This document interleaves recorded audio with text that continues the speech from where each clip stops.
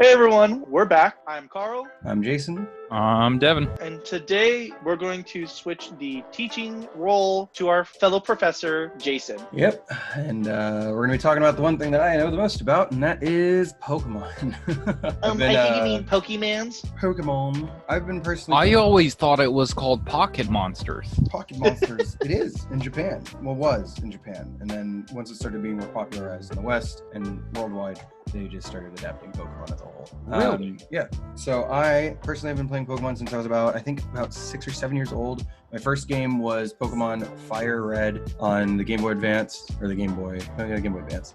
And I still have my original Game Boy, my green Game Boy Advance SP with my original Fire Red cartridge. It's right next to me on my mouse pad. I'm looking right at it right now. Pokemon Fire Red came out in September 9th, 2004, the day after my birthday. So for my birthday, my parents took me to Toys R Us, picked it up, drove home, charged it, started playing, and I've been playing Pokemon ever since. And, Yeah, because that's a good game. I believe Fire Red was my starter game. Oh, hey, there you go. It was a lot of people's starter games. Fire Red and Gen 3 as a whole. The Hoenn region was a lot of people's. I played it on my phone. There you go. As an emulator. Yep. So you are the fucking gaijin here, Devin. Yeah, I am. I guess so. I'm not not versed in the Pokemonverse. So the history is that the Pokemon series first came out in Japan in 1996. I was born that year, fuck. Contrary to popular belief, it was not 1998. 1998 was the American release of Pokemon Red and Blue. Oh. They released Pokemon Red and Green in Japan in 1996, which is why we got Pokemon Fire Red and Leaf Green instead of Pokemon Fire Red and like Bubble Blue or something, right?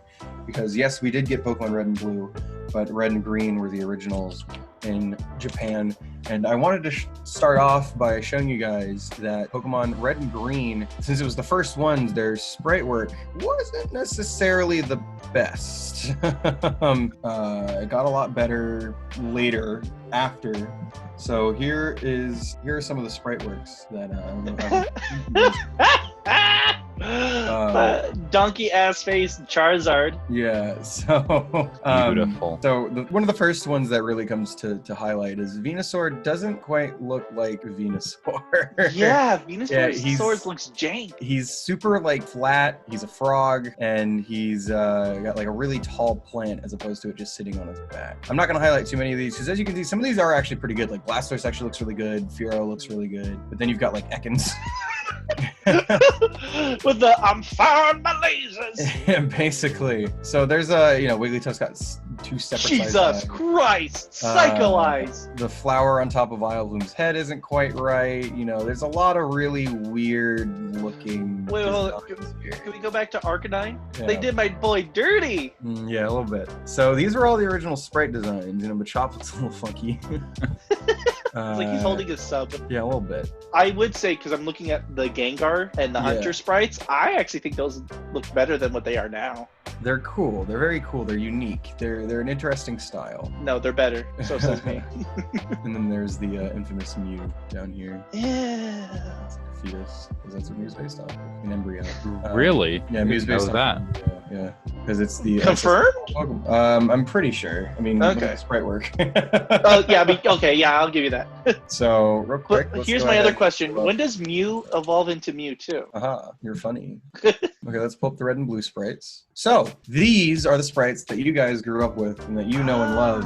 They are extremely different, as you can see. They are much better. Because now, red and blue were actually released in, I believe, 98 in Japan as well. I can actually check right here. I've got all kinds of different sites I can use. Pokemon Red and Blue, I believe, were released in Japan on October 15th. 1996, as you guys can see there.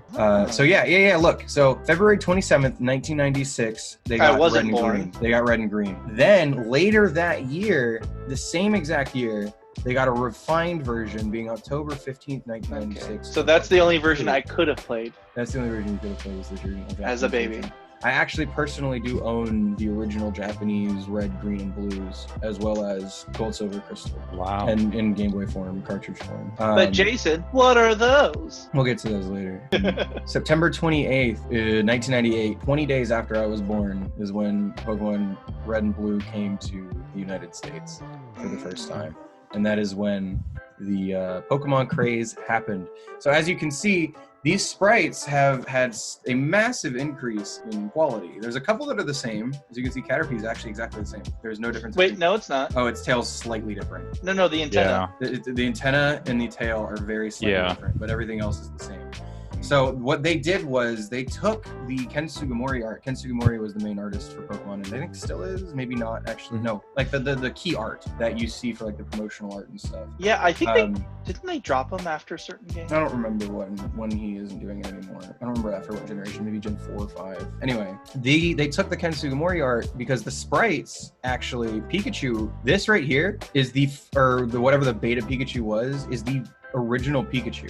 They drew what Ken Sugimori did is he took these designs that you see in the game and the designs you saw in the art that you know and love, he interpolated his own creations out of these and he made them look as good as he did. He didn't just take this Moltres sprite, which looks like absolute hot garbage, and draw that. He drew Moltres as like a beautiful creature, right?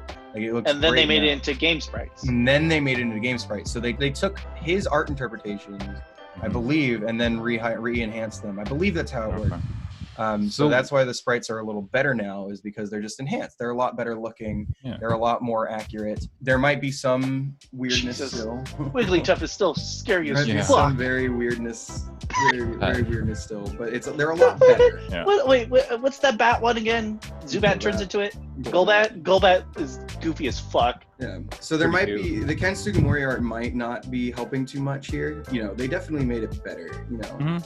Well, it also doesn't look like they're in static poses like the, let's say, original ones. They look like they have like motion. Yeah, they look a lot more involved.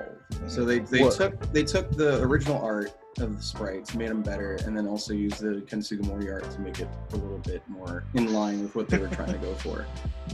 These two are still terrifying. The Exector. Sure.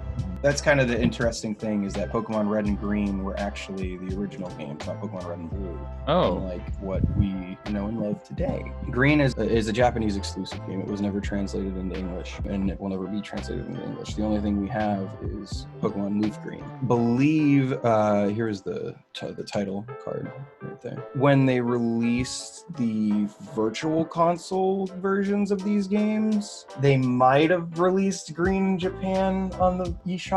I don't remember if they released Pokemon Green on the eShop on Japan 3DSs. Well, if you don't remember, the comments section will let us know. Yeah, I don't remember. I also might be wrong on the whole suit. Like, they either based the drawings, the new sprites, off the Ken Sugimori art better, or they might have had more inspiration off the Ken Sugimori art.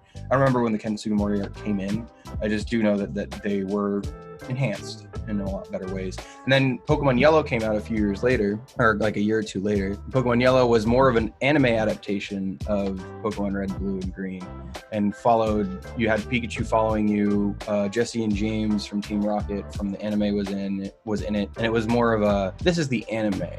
This is what, like an homage. Yeah, it's got like more anime-esque qualities to it than other Pokemon games. You know? And we're still on the original Game Boy as of right now. This is still the original Game Boy. Yeah. So if I go to here, they also then further even enhance the Pokemon Yellow sprites from here on.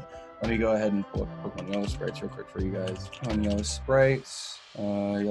So they're even better from here. So as you can see, they're a lot better. They're a lot more vibrant in color. They're a lot more posed. They're a lot more accurate to the art. They seem higher resolution though. They're like weirdly higher resolution. I meant the color thing, because Game Boy didn't have color. The Game Boy itself didn't have color now. Yeah. Where are we getting these colors from, man? I don't remember the whole reason why there's so much color. But as you can see, these sprites are very much more based on the Ken Sugimori art that we know and love. Yeah, these I definitely get that like vibe. The characters. These look like the Pokemon we know. Is there an art book with the original art? In Japan, probably. I'm not sure, to be quite honest with you. I think there is something that they released, but I think it is Japanese only. Yeah. But yeah, as you can see, there is a vast difference in quality here, and it's really cool. It's really fascinating. Hold on, let me see if I can find something. look, so something very weird is in Pokemon Red and Green, Cloyster's vertical. He closes vertically, as we know, or I guess, as we know Cloyster to be. In Pokemon Red and Blue, he was swapped to close horizontally. What? And then back in Pokemon Yellow, he was put back to vertical.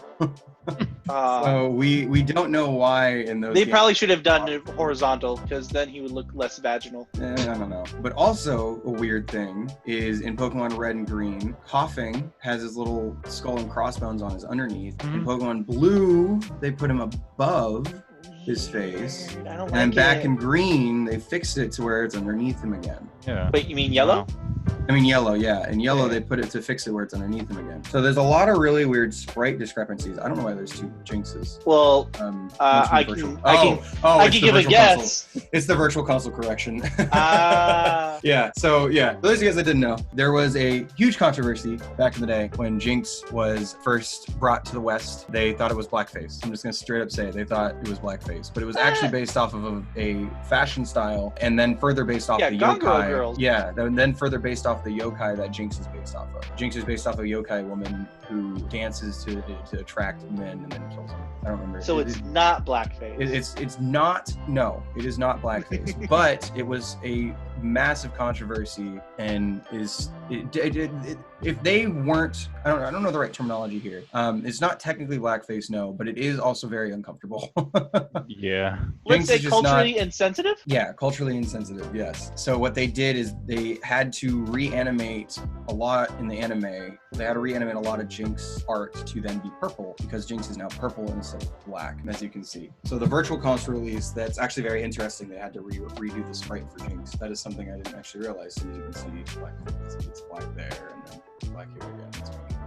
So, Jinx has had a lot of controversy. And actually, a lot of the reasons as to why people think Jinx didn't end up getting an evolution later down the line in Generation 4, along with Magmar and Electabuzz, because Magmar, Electabuzz, and Jinx were kind of like a trio back in the day. A lot of the reason why people think Jinx didn't end up actually getting anything further than Smoochum when these two got their pre-evolutions as well is because of the controversy. They want to stay away from Jinx. I don't think Jinx has made an anime appearance since Gen 1. And I might be wrong on that, but if it has, it's very, very few and far between. So yeah. Wait, doesn't that kind of reminds me of Porygon, because Porygon got the shit canned off the anime too. Porygon got kicked off the anime as well because of the anime episode that got banned. It was never aired in America. I believe it was only aired in Japan. Why is he gray here? Just kind of funky. And he's gray there again. He's not the pink yet that we know and love. He's not the pink and blue. He's yeah, gray. and Devin, to inform you, Porygon was the first ever quote-unquote man-made Pokemon. Porygon is he's like a data Pokemon. He's based off of data. He's a polygon model. Coding and polygons and glitches and stuff. Okay. Mm-hmm. And then there was some kind of... There was a kind of controversy within the anime. I believe it was called Cyber Warrior Pikachu or something like that. I don't remember the exact name of the anime episode, but in Japan, there was an anime episode where Ash, Pikachu, and the gang went into the Dataverse with Porygon, riding on Porygons, and so they were copying Digimon. I see. I don't know. Team Rocket got in there as well, and Team Rocket started firing missiles at them in the game, in the Digiverse. Yeah. Digital universe. And Pikachu used Thunderbolt to zap the missiles. And what ended up happening, there were a bunch of, because Porygon's red and blue, or he's pink and blue. So there was a bunch of red and blue flashes that popped up super quickly. Anytime you watch kind of replays of this episode, unless you're watching the episode in its full, people slow down the footage because of how fast the flashes were, because the red and blue flashes caused seizures and epilepsy in hundreds of kids in Japan when that really aired. Yeah. Hundreds. Oh my hundreds. goodness. Yeah, it wasn't a small number. Height of Pokemon Mania. Yeah, the height of Pokemon Mania. It wasn't a small number. There were a lot of kids who were hospitalized because of that episode. That's gotta really hurt the brand name. Yeah. So after that happened, Porygon has not made an anime appearance ever again. It's literally never been low-key banned, right? Yeah, there's never been another anime appearance of Porygon ever because of that episode. Wow. Yeah, he's only recently really been brought back in the media idea outside of the main series games. The Porygon phone in Pokemon Masters, which is a gacha game style Pokemon app where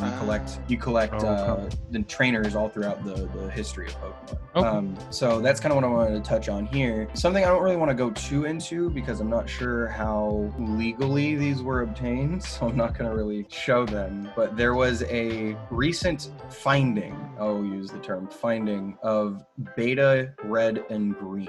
Oh, where'd they hack it from? Where they, again, I don't know how legal this is. I don't know how legally it was obtained, but there was a beta finding of the beta of Red and Green where we saw a lot of Pokemon sprites that were even before these ones, and a lot of designs that were even before these ones, and a lot of confirmations of ideas and theories we've had, and a lot of Pokemon that were completely scrapped altogether on top of a few other things. One of the things that we did end up seeing was a third evolution of Marowak that looked a lot like Kangaskhan. And one of the theories, I believe it was a third evolution, it was either they were connected, very much like the theory that we've had for a long time is that the baby inside Kangaskhan's pouch, let me show you the yellow sprite so it's a little more clear. The baby that's inside Kangaskhan's pouch is a Cubone, it's a Cubone, it's a baby Cubone, because they look very similar. That's the theory that we've had for a long time. Well, when this finding happened, we found out that there was a third form connecting them, where Marowak was more connected to Kangaskhan, which was really, really cool. We also saw back 2018, maybe, I think it was either 2018 or early 2019, go to these expositions, or they used to hold one, or Nintendo used to hold these. It was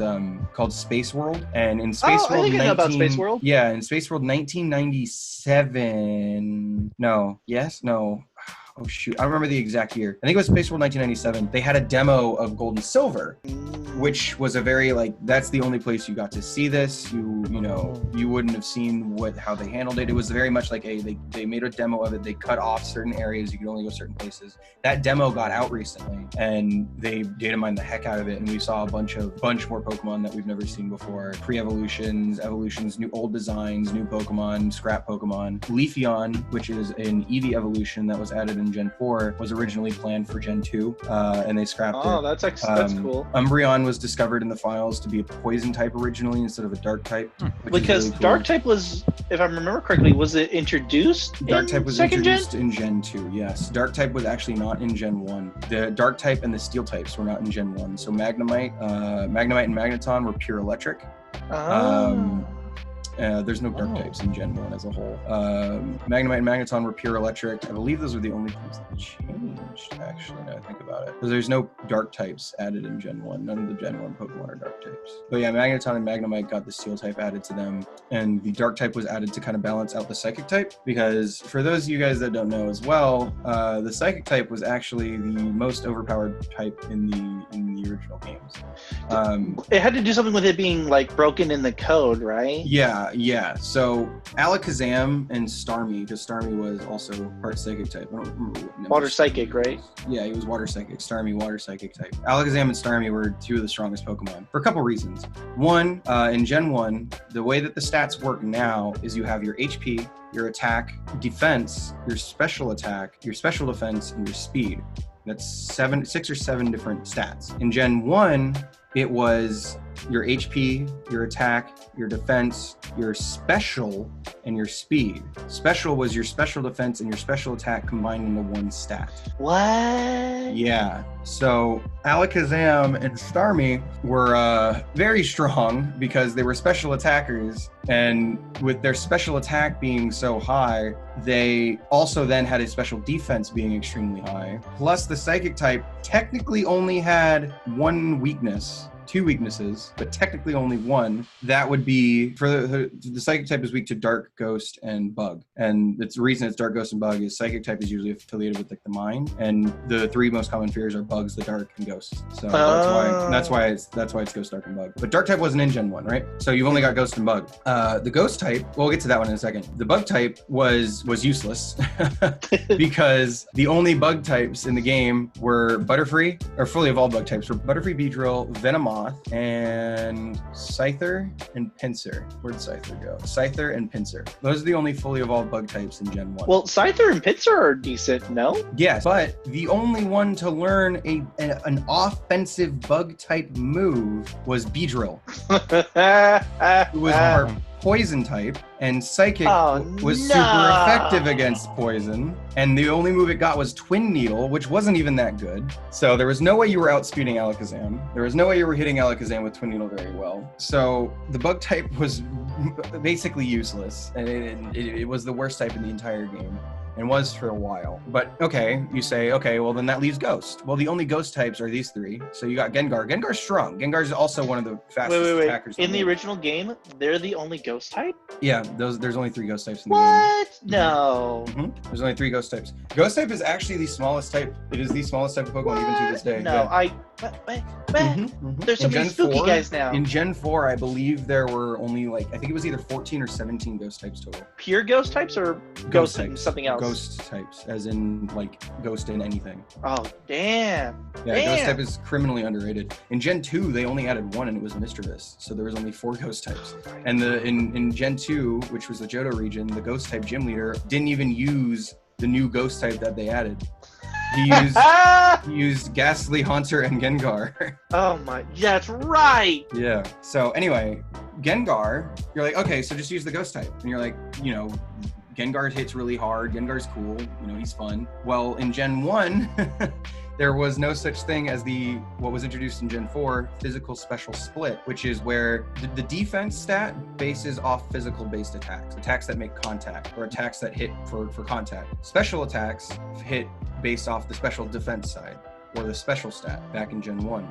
Well, also before Gen 4, if I remember. That's what I was getting to. Yeah, go ahead then. So before Gen 4, there were entire types assigned to whether it was a physical attack or a special attack. In Gen 4, they added what's called the physical special split, which is where each move individually is a physical or a special attack. So back in Gen 1, Water Gun or back in Gen 2, because the game it was introduced in Gen 2, Water Gun and Waterfall were both special, while in Gen 4, Water Gun's a special attack and Waterfall is a physical attack. Yeah. So there's a couple reasons as to why Gengar actually is not the answer for Alakazam, and that's one, both Ghost and Poison were physical in Gen 1 and up to Gen 3. What? Both Ghost and Poison were physical-based attacks. Gengar is very, very, very much a special attacker. His physical attack stat is not very good. But how? I'm more flabbergasted that Ghost is a physical attack attribute. Yeah, it's really weird. The easy way to remember if you guys ever go back and play pre-Gen 4 games, the easy way to remember what types are physical and what types are special is every evolution type up to Gen 6, because fairy type didn't exist, every evolution type plus dragon is special. So water, fire, electric, grass, ice, psychic, dark, and dragon are all special. Everything else is physical. So yeah. So on top of Gengar being criminally terrible because its attack stats both of its stabs aren't good. B, it's poison type as well, which is again the same problem as Beedrill. It's weak to psychic. And C, there was a problem in the coding, despite what everything said in any kind of guide, any kind of official material. And there's even trainers in the game and even people in the anime that say use ghosts to beat psychic types. Because of an issue in the coding, instead of being super effective against psychic was immune to ghost type moves. So they just didn't take damage at all. It wasn't neutral, not that it wasn't not very effective. They didn't take damage at all. So there was no actual way, unless you're using a Beedrill, to hit, I believe it's Beedrill, because I don't think Megahorn is in the game yet. There's no actual way to hit a psychic type super effectively unless you're using Beedrill with Twin Needle. And obviously you're not going to be using a Beedrill at gym 6 against an Alakazam. That's ridiculous. Yeah. So Alakazam, Sabrina is touted to be like one of the hardest gym leaders in the entire series. And you actually have to beat an Alakazam to win You the actually game? have to beat an Alakazam to win the game because Yeah, Sabrina's because- ace is an Goodness. Alakazam. Yeah, because in the Oh, Pokemon wow. series, you have gym leaders. You have Well, gym yeah, leaders. I know Like, that. let me Oh, just do you pull it know? up right here. Gym leaders. Oh, Alakazam. look at that. Damn. She had two. Wait, she had a She had Kadabra a and Alakazam. Kadabra, she had a Kadabra. Kadabra, a Mr. Mime, a Venomoth for some reason because it learns Psybeam, and Alakazam. But what's funny is actually in red and blue, in red, green, blue, in red, green, and red and blue in Japan, he's level 43. In yellow, he's level 50. Oh, yeah, because he wasn't hard enough already. That's dirty. Yeah. So yeah, it's Was the it's- bug in the coding in yellow as well? yeah. What? believe Because so. yellow was just another Actually, version no. of I the think base it was. game, right? I think it was. No, was it fixed in yellow or was it fixed in Gen 2? I don't actually know when that bug was fixed. It was fixed like basically immediately, but I don't remember if yellow had it or not. Oh, okay. I actually don't have an answer for that. Yeah. Unfortunately. So yeah. that's yeah. So Gen So you 1's could very just run buggy. with an Alakazam and just one-shot Yeah. things? So also to add even further onto this. Oh, man. Starmie was one of the best options in the game because of its psychic typing, but also because in Gen 1, critical hits, which is where your move has a random chance of doing 2 times the damage it normally would. Yeah. Critical hits were based off the speed stat. No. So I think if I you know where were this is much going. faster than your opponent, you would have more often times hitting. You would more often hit a critical hit, correct? That makes Yeah. a lot of sense, right? Yeah. Starmie's base speed is 115. Oh, good. I'm guessing Well, is that's that a pretty lot? high. That's one of the highest in the game. So when you say Wait. base speed, can you modify a Pokemon? So yeah, we could go into this a little bit. Statistic? This is a li- yeah, this is Yeah. a little more in Because depth. this is stuff I'm not even familiar with. Yeah, this is a little more in manipulation. depth. So you can see here, there's max stats. Gen 1 was very, very weird. They had what was called DVs. DVs were like I think it was like the depreciative value or like the I don't remember what the D stood for. But basically, every Pokemon that spawns, so like let's say you run into a Caterpie, it's level 2. You run into another Caterpie, that's level 2. They're not the same Caterpie. They might be exactly the same, but their stats are going to be completely different because one might have higher DVs than the other. Okay. And there's what the DVs do is they modify the values that the stats can be maxed or minned. So you see that it has a base 115 speed. That means based on the DVs you have, you can have a minimum of 235 speed at level 100, or if you have the best DVs you can. And then I think EV training was in Gen 1. It was really weird. Wow.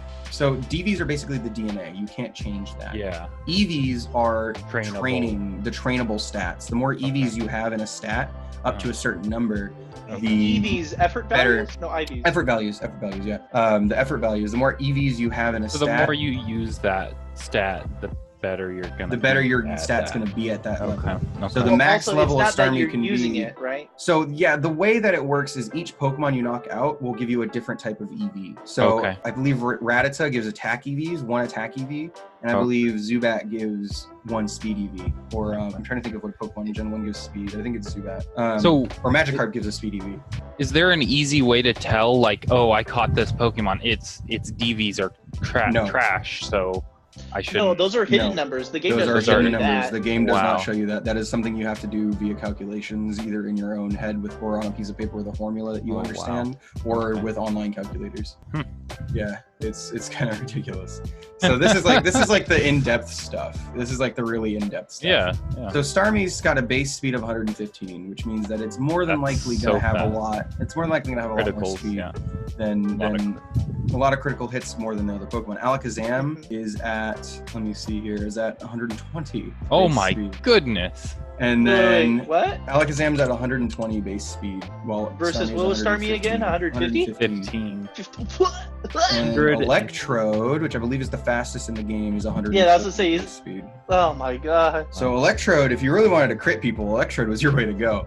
But if you wanted a very well-rounded Pokemon that would hit hard, was also fast, and could also take a Yeah. lot of damage in Gen 1, you would go what's it called? You would go Starmie. Alakazam. Okay. Because again, its special stat is, remember, its special stat is It's also its defense stat. It's also its special defense stat. Oh So my if you god. wanted to- That counts against any special attack. that counts as any against it. special attack, yeah. Okay. So Damn. not only is it hitting stupid hard with a base 135 special stat, Oh, it's also not Lord. taking that much damage. So, And you so, know, like- Alakazam was very strong back in the day. So I know I haven't played the original like red, blue, green, and silver and gold, but I do remember playing Emerald, okay. and I'm assuming this stuff was fixed in Emerald, right? What do you mean? Like by the time Emerald came around, I know they didn't have the physical Oh, yeah, special yeah. split. In Gen 2, they split the special stat into special attack and special defense. Okay, So it was basically immediately fixed. thank God. Well, here's the funny thing too. Alakazam is still good to this day, right? Yeah. Like, he's still a just good not Pokemon. broken. He's just not busted. He's just He's easier not to take God. down. Yeah. In Gen 7, which is the most recent is gen this? he's in, he's not in Gen 8. So What? in Gen He's not- 7, He's not in Swish. no, he's not in Sword and Shield. Not yet. He could be in the DLC. As you can see, he's got a base special attack of 135, Oh. a base special defense of 95, and a base 120 speed. But he also did get a Mega Evolution.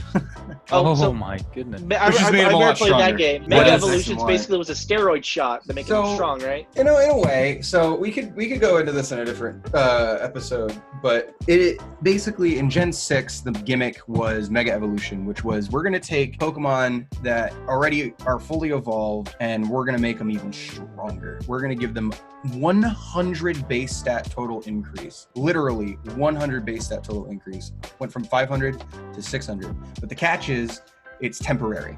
It's only for that battle. So you Mega Evolve them in the battle. They're Mega Evolved. After the battle's over, they just are normal Alakazam again, or whatever Pokemon it was. So Alakazam got, for his 100 increase, he got 30 base stat total in speed. So now he's 30 base stat. Now he's 30 points faster. So he's able to outspeed more things. So now he's faster than Electrode in Gen 1 now.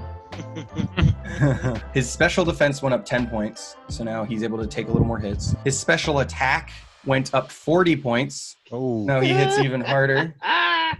His defense went up 20 points, so he takes a little bit more hits, but he still will be very weak. to Yeah. defensive moves. Yeah.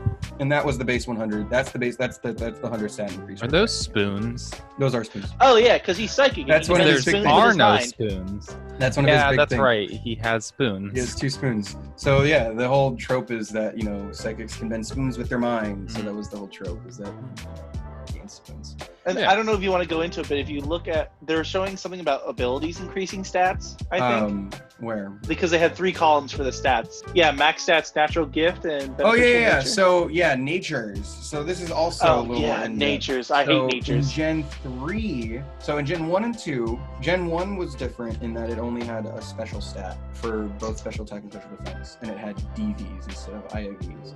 Gen 2, they overhauled it, gave them IVs. I believe they also had IVs in Gen 2, I think. They gave them IVs and split it to where it's a special attack and special defense stat. Gen 3 went even further, added abilities, which give Pokemon different attributes, you know, that either help them or hinder an opponent or something like that. So like, for example, Alakazam has Synchronize, Inner Focus, or Magic Guard. So when Alakazam has Magic Guard, it takes damage only from attacks. So anything that is like a status effect or entry hazard or something that isn't a just straight direct attack, it won't take damage from. Wait, so Stealth Rock wouldn't work? Yeah, it won't get hit Toxic by wouldn't Stealth work? Rock. Toxic wouldn't work. Oh my god, Toxic would be such a great move to use it on, though. Yeah, I'm pretty sure Toxic doesn't work against Magic Guard. Yeah, it prevents all damage from direct attack moves. Oh, So and Devin, if you're not sure, Toxic is a poison move, but it's like the best one. yeah, it Okay. it badly poisons a Pokemon to where each turn more damage is then taken away. It grows incrementally. But anyway, so in Gen 3 they added abilities, but they also added natures. And what natures are I believe a 10% increase and a 10% decrease to 2 stats. One stat will be increased and one stat will be decreased. And then it's different per each one. And I don't remember how many there are. I actually have the list here. I can pull up. I've got a lot of tabs open today. Here's the list. There's 24.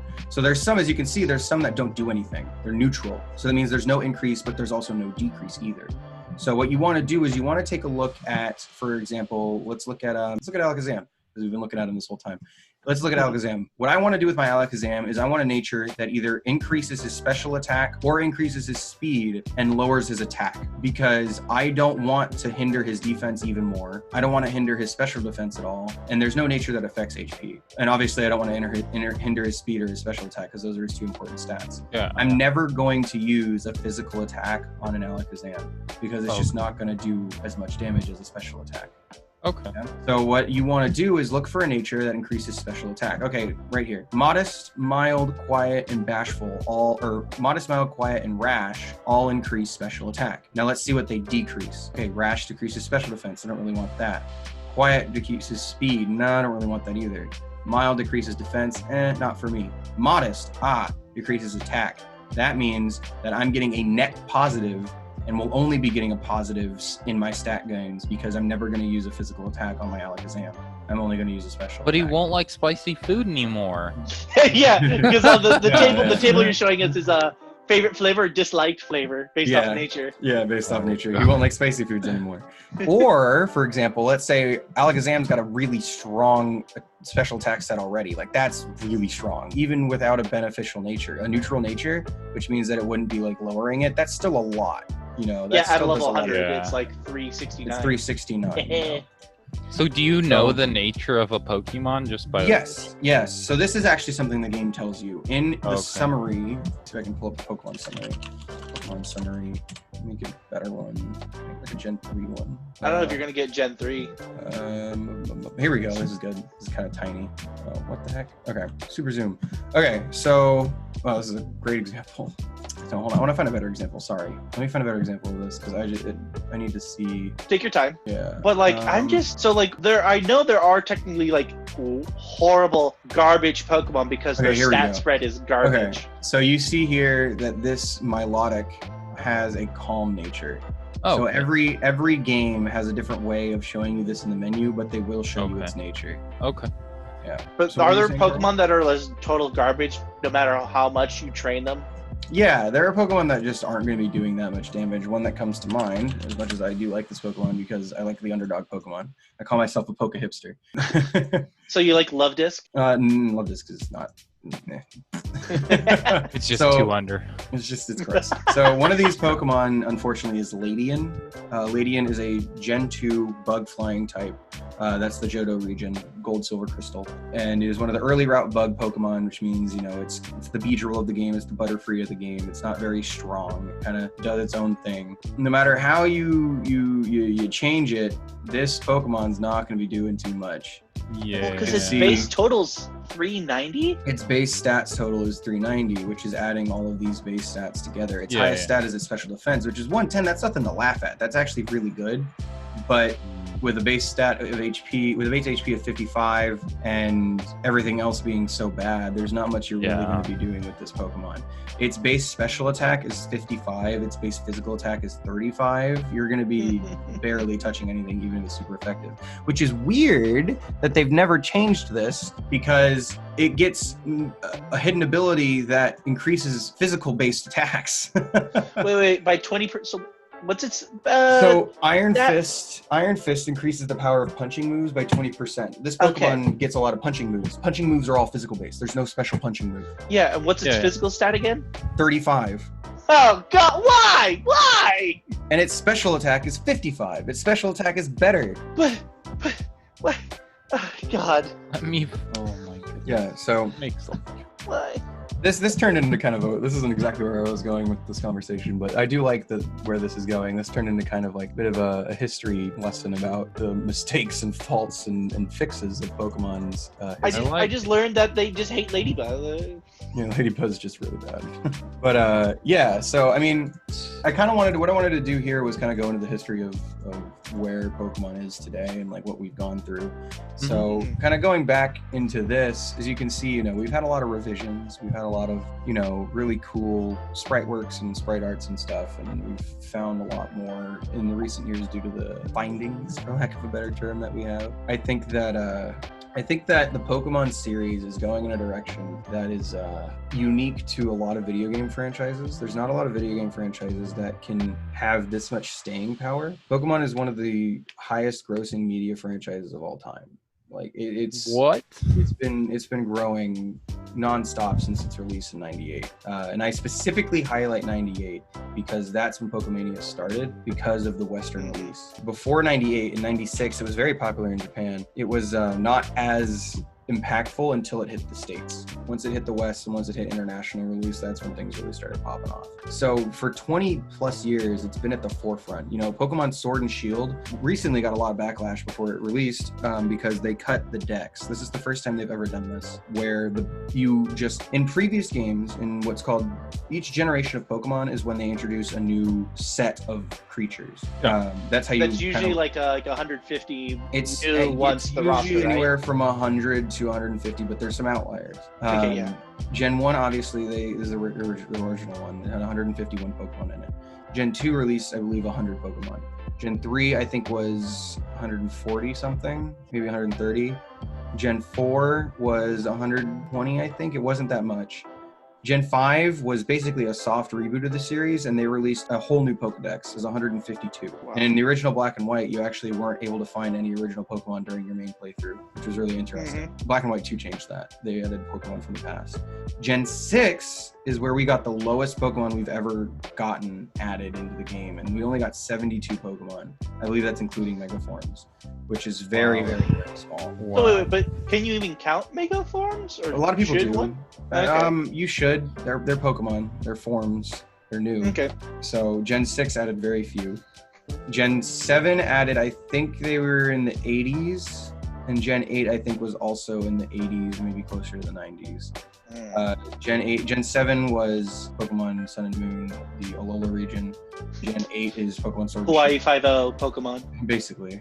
Sword and Shield, the Galar region, which is based off of the United Kingdom, and a little bit of Scotland and Ireland. The first time ever in Generation 8, and every previous generation, even if those Pokemon, like I said, Gen 5, you couldn't catch any Pokemon from before in your main playthrough. But if you connected your games to the past games, because you can do that by migrating via different forms, and there's ways to connect your games all together, you can bring your old Pokemon up and transfer them in. And they are there. How many there are at that time are in the game. Generation 8 Sword and Shield was getting a lot of backlash because this is the first time they've ever done it. They cut the decks in half. The base 400 Pokemon that started in the game are the only Pokemon you can bring in. If, like I said, Alakazam is not in Sword and Shield, therefore I cannot bring my old Alakazam from Gen 3 into my Pokemon Sword and Shield game because its data just doesn't exist. However, they are adding through DLC, they are adding, and we'll get into that later, Carl. No. Through DLC, they are adding old Pokemon back. 200 Pokemon total, 100 per DLC release. There's two different expansions. There's two different DLCs. Isle of Armor and the Crown Tundra. Both will be adding 100 old Pokemon. So at the end of this, they'll be getting 600 Pokemon total in the decks, which is 200 Pokemon off of the total altogether. Where I was going with this is that Pokemon Sword and Shield, despite all of this backlash, because if you were anywhere in any kind of proximity to the social media during the release frame of this game, it was getting all kinds of hate and backlash. Despite all of that, yeah, I definitely remember that. Week it sold, or it was the first weekend or first week, it sold 6 million copies and became the fastest selling Switch game before Animal Crossing released. It was the fastest selling Switch game in the Switch's history. Yeah, but did it beat GTA 5? As of March 31st, which is when we got the fiscal reports for the first quarter of the year for Nintendo, it sold, I think it was 14 million copies total. There was 14 or 16 million copies total, which is a ridiculous number of games. It has officially placed fourth as of March 31st, 2014 of every single Pokemon game released ever. Wow. Yeah, it's sold a lot. It probably is at third or second now, based off of those numbers. Yeah. Wait, highest grossing game? The highest grossing Pokemon game is Red and Blue. I think it's at like 240 million copies or something stupid. Well, no, just in general, because I know the people say like, okay. No, in the Pokemon, out of all Pokemon games. I see. So it's sold. It's basically one of the best selling Pokemon games of all time. Pokemon Sword and Shield. So you know how they release Pokemons and they have a red and a blue or a sword and a shield. They just add both the sales together to get the sales for both of them. Yes. Okay. Yeah. Funny that you mentioned that because I'm super curious. Which one sold more, Sword or Shield? Yeah, that's got to be. Yeah, I'm not sure which one it was. That's a very good question. I don't think that's something we really know. Yeah, I can't wait until they come with a Pokemon gun. But yeah, I guess to really end off because we've been going for Are you? now. That was so funny, Carl. I'm hilarious, damn it. I guess to end off, because we're about an hour in. To end off, Pokemon is in such a unique media standpoint because it has such staying power with such nostalgia factor, but also at the same time always creating new fans. Because the old fans are bringing in their kids and their friends and their family members into the new series, and is really just making still such an impact on social media and society today, as in back to similar to when Pokemania was at its high point back in the 90s and 2000s. And I think it's really cool, and I'm looking forward to seeing what they're going to do in the future. Pokemon is a game I will never stop playing, even when I'm like 50 years old. I'll still be playing Pokemon with my grandkids because I absolutely love it. It's something that I've made a passion out of, and is something I'm willing to talk more about for hours on end. Yeah, I mean, I love to hear it because I know my history with this series is like I've only played the main, like a couple of the spin-offs, but I played at least one game of each generation. Yeah, I own like, every single main series Pokemon game in cartridge form. I own like the physical copies of every single game, including the Japanese ones. Not the Japanese Game Boy Color ones, or Game Boy ones, not even further up from there. From up until Gen 2, I own the Japanese ones, but everything else, I own all of them. I own multiple copies of them each. I have like 3 silvers. I have 4 copies of Sword and Shield. I have 2 swords, 2 shields. I have multiple X and Ys, multiple Omega Ruby Alpha Sapphires. I'm a fanatic. I think you have a problem.